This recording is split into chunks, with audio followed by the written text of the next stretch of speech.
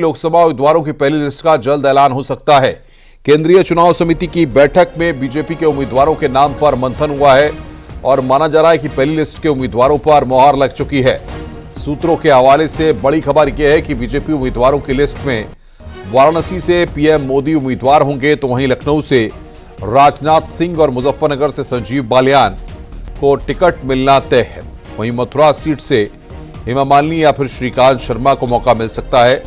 इसके अलावा उत्तराखंड की बात करें तो अजय भट्ट को नैनीताल और अजय टम्टा को अल्मोड़ा से टिकट मिलना तय माना जा रहा है।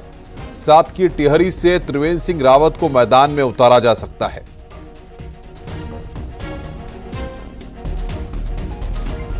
तो बड़ी खबर इस वक्त हम बता रहे हैं आपको, लखनऊ से राजनाथ सिंह का नाम यहां पर है, मुजफ्फरनगर से संजीव बालियान। सूत्रों के हवाले से बड़ी खबर इस वक्त हम आपको बता रहे हैं।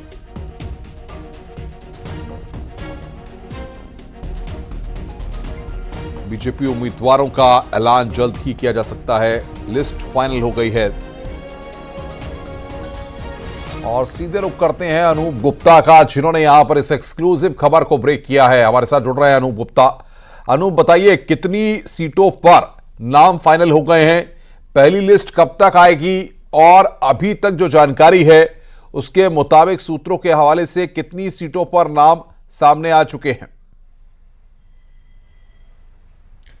देखिए अनुपम, मैं आपको बता दूं कि कल देर रात तक बीजेपी केंद्रीय चुनाव समिति की बैठक प्रधानमंत्री नरेंद्र मोदी की अध्यक्षता में चली है। जहां तक उत्तर प्रदेश की अगर हम बात करें तो सूत्रों के मुताबिक तकरीबन 50 सीटों पर कल की बैठक में चर्चा हुई और उनके नामों को फाइनल कर लिया गया है। जिस बात का जिक्र आप भी कर रहे थे, लगातार वाराणसी से फिर से प्रधानमंत्री नरेंद्र मोदी उम्मीदवार होंगे, जबकि रक्षा मंत्री राजनाथ सिंह लखनऊ से उम्मीदवार होंगे, आगरा से एसपी सिंह बघेल।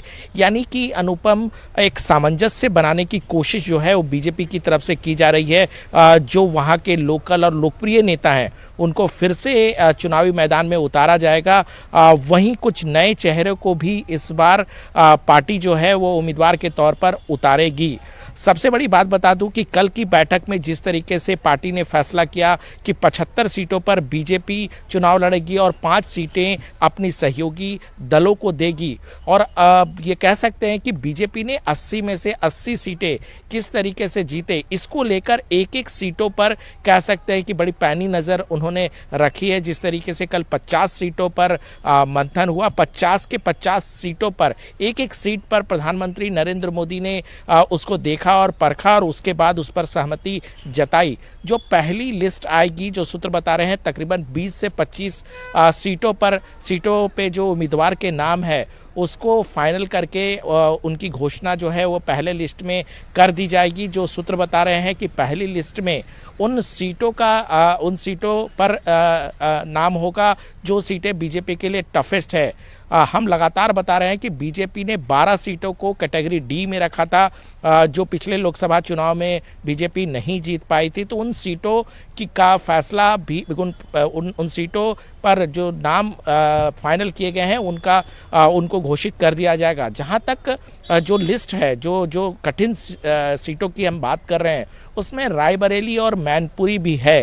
हालांकि चर्चा हुई है, लेकिन कौन उम्मीदवार होगा उस पर आखिरी फैसला अभी नहीं लिया गया है। यानी कि पार्टी और मंथन करना चाहती है और सूत्र बता रहे हैं कि पार्टी चाहती है कि पहले कांग्रेस और समाजवादी पार्टी उन सीटों पर अपने उम्मीदवार के नाम की घोषणा करे, उसके बाद पार्टी अपना पत्ता खोलेगी। तो कह सकते हैं कि बीजेपी एक एक सीट पर मंथन कर रही है और बीजेपी की कोशिश है कि 80 में से 80 सीटों पर इस बार जीत दर्ज कराई जाए।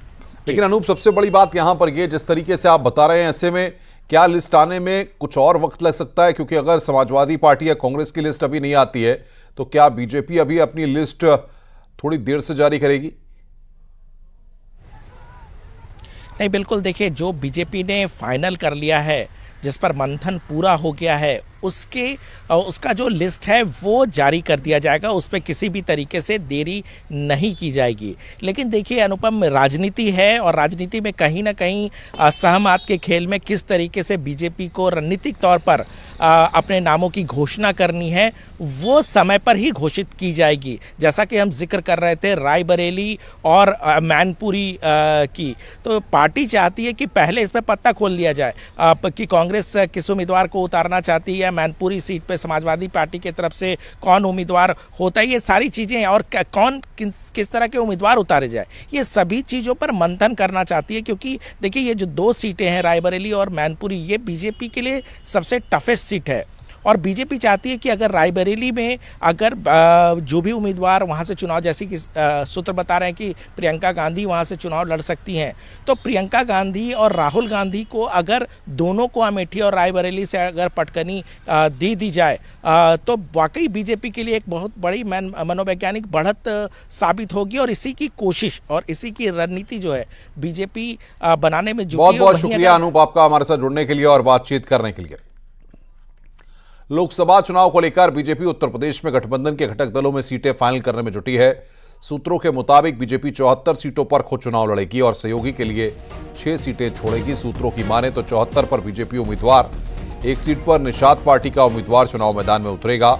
वहीं अपना दल एसआरएलडी को 2-2 सीटें मिलेंगी, जबकि एसपी-एसपी को 1 सीट दी जाएगी।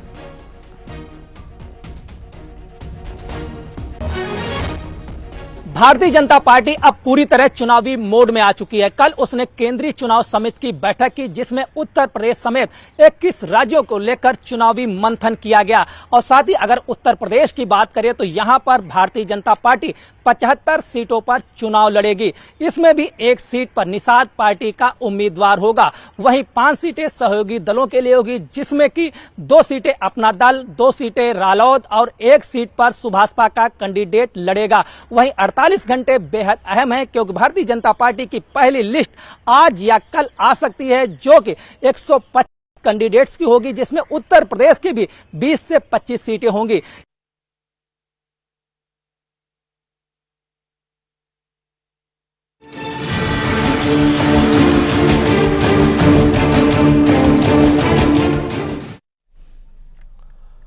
और योगी कैबिनेट से जुड़ी विस्तार से बड़ी खबर आ रही है। सीएम योगी ने राज्यपाल से मुलाकात की है। योगी कैबिनेट में शामिल हो सकते हैं 5 मंत्री। 5 नए मंत्रियों के संभावित नाम सामने आए हैं। ओपी राजभर बन सकते हैं कैबिनेट मंत्री, दारा सिंह चौहान भी बन सकते हैं कैबिनेट मंत्री, आरएलडी से राजपाल बालियान बन सकते हैं मंत्री। भारतीय जनता पार्टी से आकाश सेना बन सकते हैं राज्य मंत्री। यूपी कैबिनेट का विस्तार जल्द, बड़ी खबर हम बता रहे हैं आपको। रामपुर से भारतीय जनता पार्टी के विधायक आकाश सेना राज्य मंत्री बन सकते हैं, ये बड़ी खबर हम बता रहे हैं।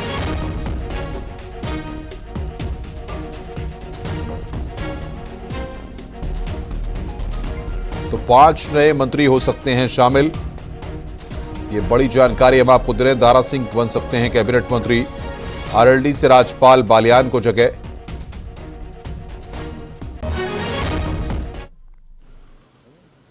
राजभवन से या मुख्यमंत्री ऑफिस से हम लोगों को एथेंटिक सूचना न मिल जाए तब तक उस पर क्या कहा जाए। मुख्यमंत्री तो राजभवन कई बार जा चुके हैं, भाई वो मुख्यमंत्री हैं, वो राज्यपाल हैं, तो दोनों लोगों का अपना आपसी संबंध है। बहुत से काम है, जैसे पिछली बार भी खबर चली, 2 बार मैं देखा कि मुख्यमंत्री राजभवन पहुंचे हैं, अब मिल चुके हैं, फोटो भी वायरल हुआ। क्या हुआ ऐसा? मंत्री पद मिलेगा, ये तो सूत्रों के हवाले से नहीं है ना, ये तो नहीं, वो तो सूत्रों के हवाले से देखिए, वो तो तय है। जब विस्तार होगा तब वो हमने देखा है कि चाहे लोकसभा के चुनाव हो चाहे विधानसभा के, जब दिल्ली विस्तार हुआ है चुनाव के समय, तो लखनऊ विस्तार हुआ है, तो वो विस्तार होगा तो होगा। विस्तार में सबसे आगे आपका नाम चल रहा है, आपके साथ और कौन नाम जुड़ सकते हैं? अब तो कुछ जानकारी आप रिवील कर सकते हैं? मुझे कोई जानकारी नहीं इस संबंध में, मुझे कोई जानकारी नहीं है कि कौन कौन लोग शपथ लेंगे, कितने लोग लेंगे, मुझे कोई जानकारी नहीं। अपना तो पक्का है ना? अब विस्तार होगा तब ना। विस्तार तो होगा, हो सकता है ना हो, ये भी हो सकता है। अच्छा, अगर हम एक आपको जितनी जानकारी उसके हिसाब से थोड़ा बहुत बताइए कि कब तक संभव है, क्या आप आपकी मुलाकात हुई, कुछ बातचीत हुई इस आचार बारे में? संहिता लगने के पहले विस्तार हो सकता है, और ना उसकी कोई तारीख है ना कोई समय। योगी मंत्रिमंडल विस्तार की चर्चाओं के बीच में मुख्यमंत्री योगी आदित्यनाथ ने आज राज्यपाल आनंदीबेन पटेल से राजभवन में मुलाकात की। लगभग आधे घंटे से ज्यादा ये मुलाकात चली और ये मुलाकात काफी अहम मानी जा रही है सियासी लिहाज से। दरअसल उत्तर प्रदेश में योगी मंत्रिमंडल का विस्तार होना है और योगी मंत्रिमंडल का विस्तार ये माना जा रहा है कि अगले 7 दिनों के भीतर ही कर दिया जाएगा और इसमें आरएलडी कोटे से एक मंत्री बनाया जाना है, उसमें राजपाल सिंह बालियान के नाम की चर्चा है। इसके अलावा सुभाषपा के राष्ट्रीय अध्यक्ष ओम प्रकाश राजभर को मंत्री बनाया जा सकता है, दारा सिंह चौहान को मंत्री बनाया जा सकता है, वहीं आकाश सक्सेना का भी नाम है। तो ऐसे में एक बात साफ है कि योगी सरकार में 5 मंत्री शामिल हो सकते हैं, इनमें 2 कैबिनेट मंत्री हो सकते हैं और 3 राज्य मंत्री। ये कोशिश है भारतीय जनता पार्टी की इस मंत्रिमंडल विस्तार को जातीय और क्षेत्रीय लिहाज से बेहतर तरीके से किया जाए, जिससे कि वो समीकरण फिट हो सकते हैं। लोकसभा चुनाव को मजबूती से लड़ने के लिए भारतीय जनता पार्टी अपने सहयोगी दलों का भी समायोजन कर रही है और अपने जो विधायक हैं उनको भी मंत्री योगी मंत्रिमंडल में बनाया जा सकता है, जो भारतीय जनता पार्टी के कोटे से। इसके अलावा आरएलडी के कोटे से भी एक कैबिनेट मंत्री बनाया जा सकता है। कैमरामैन गोपी गिरी के साथ संकेत मिश्रा, न्यूज़ 18 लखनऊ।